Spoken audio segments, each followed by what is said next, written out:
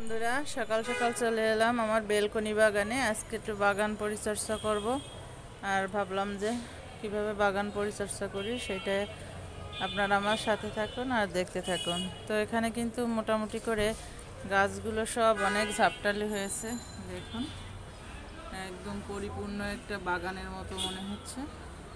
আর আজকে আমি সেই বাগানটাকে একটু পরিষ্কার করব, একটু জল দেব। যাই হোক,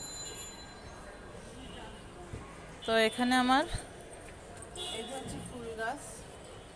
এই দেখুন অনেক সুন্দর ফুল ফুটেছে, এই যে সুন্দর কিন্তু ফুল ফুটে আছে।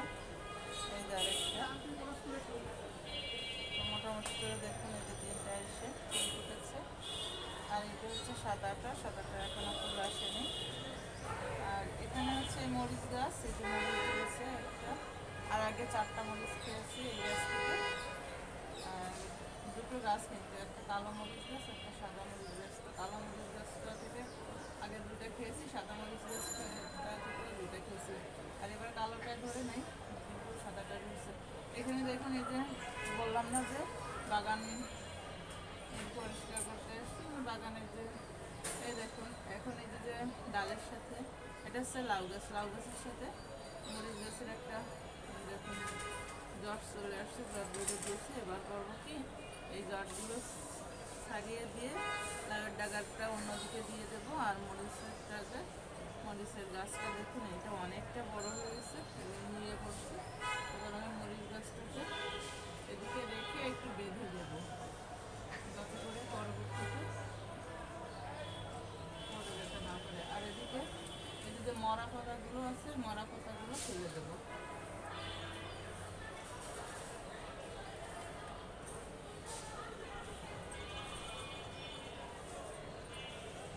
আর এই যে লাউয়ের ডগা আমি এভাবে করে দিয়ে দেবো, যাতে এইদিকে বাইতে পারে। লাউয়ের ডগা দিচ্ছি।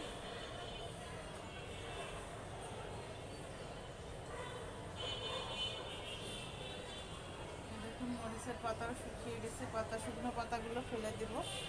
সিমের পাতা, মরিচের পাতা, যে পাতাগুলো শুকিয়ে গেছে সেই পাতাগুলো আমি ফেলে দেবো। সিমের যে লতাগুলো বেয়ে গেছে সেই লতাগুলো ঠিকঠাক করে দিচ্ছি। এদিকে মানি প্লান্ট গাছের লতাটা ভিতরে আসছে, এটাও বাইরে দিয়ে দেবো।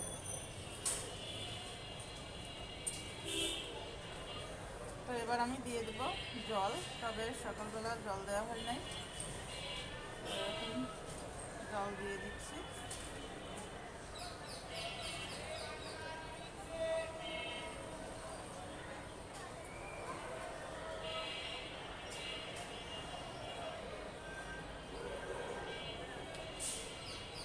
আসলে সঠিকভাবে পরিচর্যা করা হলে গাছ আরও ভালো হতো, কিন্তু আমি তো সঠিকভাবে পরিচর্যা করতে পারি না। দেখা যায় সকালের জল দুপুরে দিই, দুপুরের জল বিকেলে দিই, যখন যেটা জল দেওয়া দরকার তখন সেটা দেওয়া হয় না। তো এই কারণেই কিন্তু গাছগুলো অতভাবে সুন্দরভাবে হতে পারছে না। তো এবার আমি যাবো আর একটু জল নিয়ে আসবো।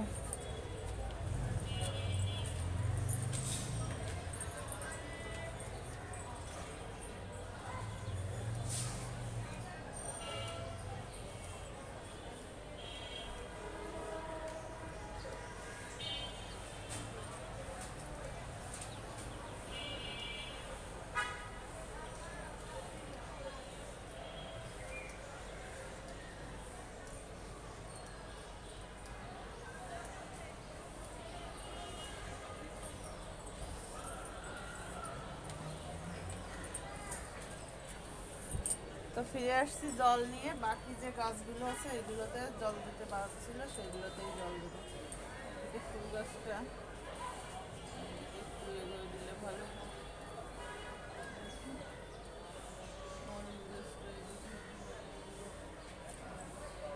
বাকি গাছগুলোতে জল দিয়ে দিচ্ছি।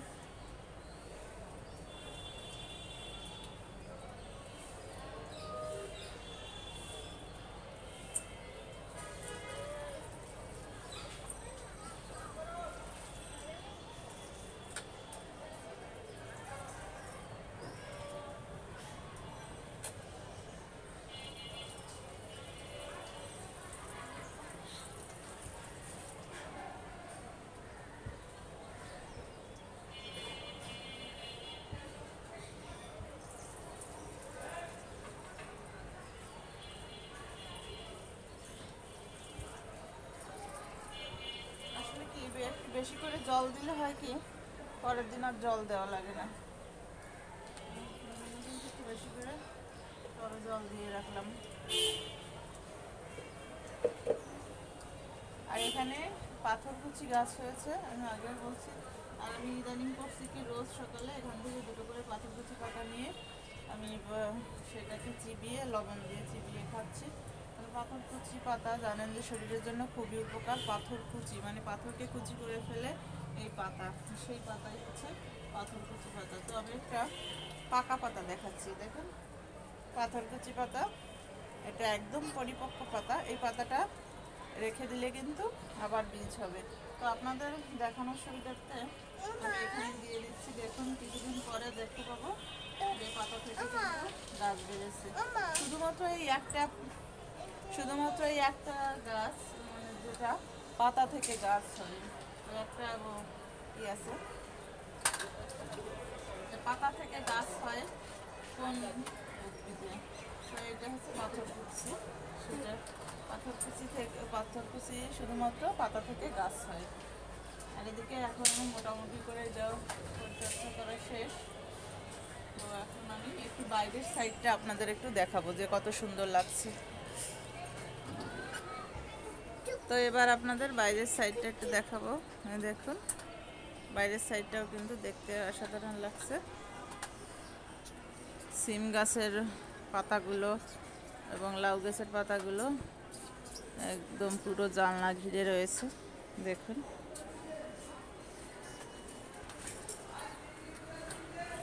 তো এদিকে চলে আসছে আমার রাজকন্যা, সে এখন গাছের পরিচর্যা করছে।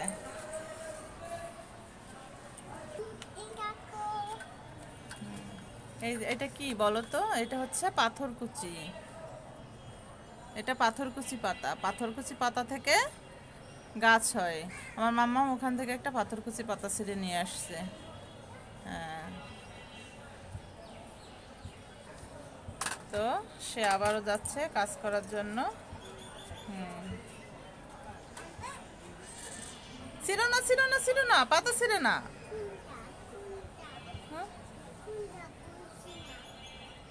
কোনটা বোঝো না? কি করবা? পাতা ছিঁড়তে হবে না তো, এমনি কাজ করো। না ওইটা না, ওইটা কেন করবা? হ্যাঁ, ওটা ভালো। পাতা ছেড়ে না বাবা, পাতা ছেড়ে না। আরেকটা পাতা, পাতা দিয়ে কি করবা?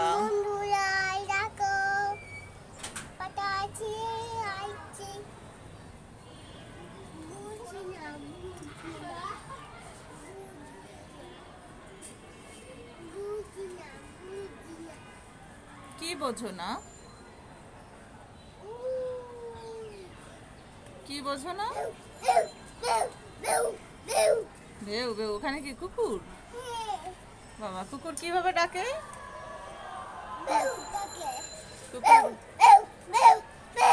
কুকুর নাকি ভেউ ডাকে? ও বাবা,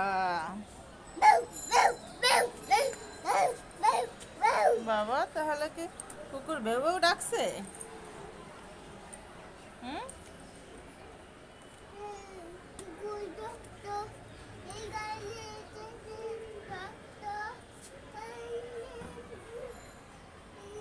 তুমি কি করছো এবার?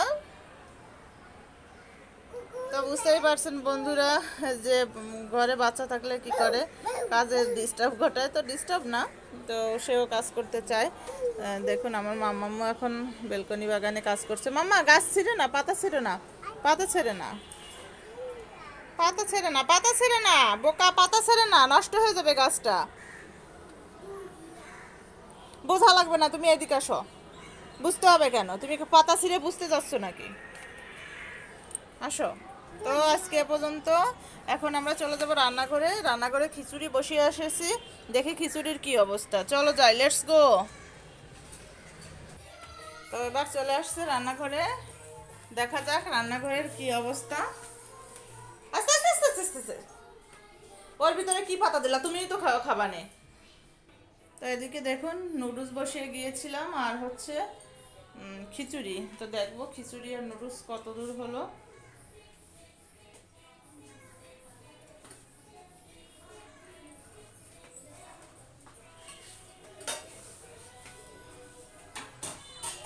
চাল একদম কম, গ্যাসের অবস্থা এমন, সারাদিন গ্যাস থাকে না বললেই চলে।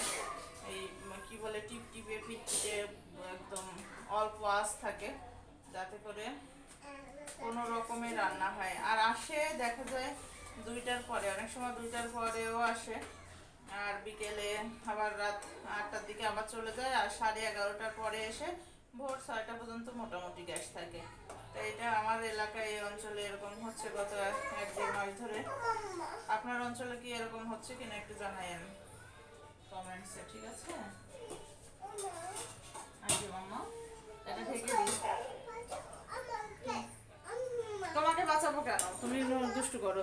আর এই হচ্ছে তার জন্য নুডলস বসিয়ে রেখেছি। তো দেখুন নুডলসের অবস্থা যা হয়েছে, তার বলার না।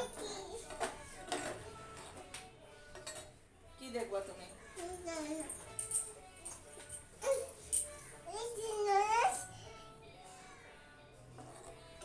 নুডলস রান্না হচ্ছে। তো যাই হোক, এই হচ্ছে এখন আমাদের কাজ বাজ। আমরা এখন এই কাজগুলো করছি বাসায়। তো বন্ধুরা, সকালে কি কি করলাম সেটি আপনাদের দেখালাম।